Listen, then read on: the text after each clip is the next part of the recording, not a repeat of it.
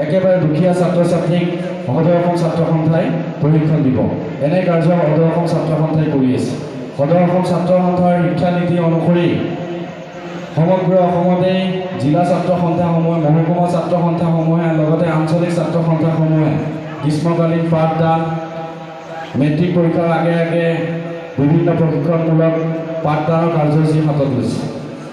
ছাত্ৰ ছাত্ৰীসকলে যাতে একো অসুবিধা নাপায় তাৰ কথা মূলতে লক্ষ্য ৰাখি বিভিন্ন কাৰ্যপন্থা ছাত্ৰ সন্থাই আমি হাতত লৈ কাম কৰি আছোঁ।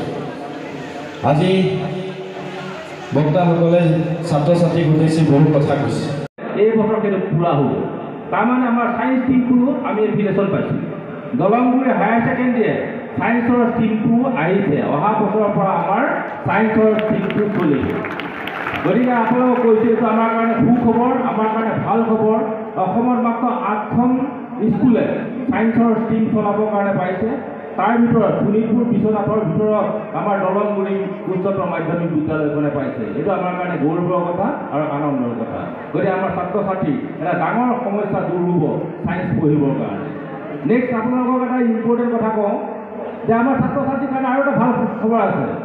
ইতিমধ্যে সেইটো মই ঘোষণা কৰিলে বেয়া হ'ব, সেইটো MLA মহোদয়ে ঘোষণা কৰিব। তথাপি মই কৈ দিওঁ যে আমাৰ ছাত্ৰ ছাত্ৰীৰ কাৰণে 2 কোটি টকা এটা হোষ্টেল আহিছে। গতিকে হোষ্টেলটো আমি ক'ত বনাম, ছাত্ৰৰ কাৰণে বনাম নে ছাত্ৰীৰ কাৰণে বনাম সেইটো আমি নাজানো। ইতিমধ্যে আমাৰ যাৱতীয় কাম কাজ হৈ গ'ল, আমাৰ হোষ্টেল চেংচন হৈ গ'ল। গতিকে আমাৰ দলংগুৰিত এটা হোষ্টেল হ'ব, ছাত্ৰ ছাত্ৰীসকলে পঢ়িবলৈ পাব। গতিকে যিকোনো মই বিশেষ কথা নকওঁ, যে ইম্পৰ্টেণ্ট কথা দুটা হ'ল, যিটো মোৰ সপোন আছিলে ছায়েন্স কমাৰ্চ খোলা, ছায়েন্স আৰু কমাৰ্চ খোলা মোৰ সপোন আছিলে। ছায়েন্সটো হৈ গৈছে, কমাৰ্চো যদি ভগৱানে কৰে সিবছৰ কমাৰ্চো হৈ যাব। গতিকে আল্টিমেটলি আমাৰ এখন ফুল ফ্লেজত আমি হায়াৰ ছেকেণ্ডেৰী পাম বুলি আপোনালোকক আশা কৰিছোঁ। ইতিমধ্যে ছাৰসকলে কৈছে, নিপম ছাৰ কৈছে, নিপম ছাৰ আপোনালোকে চিনি পোৱা নাই চাগে।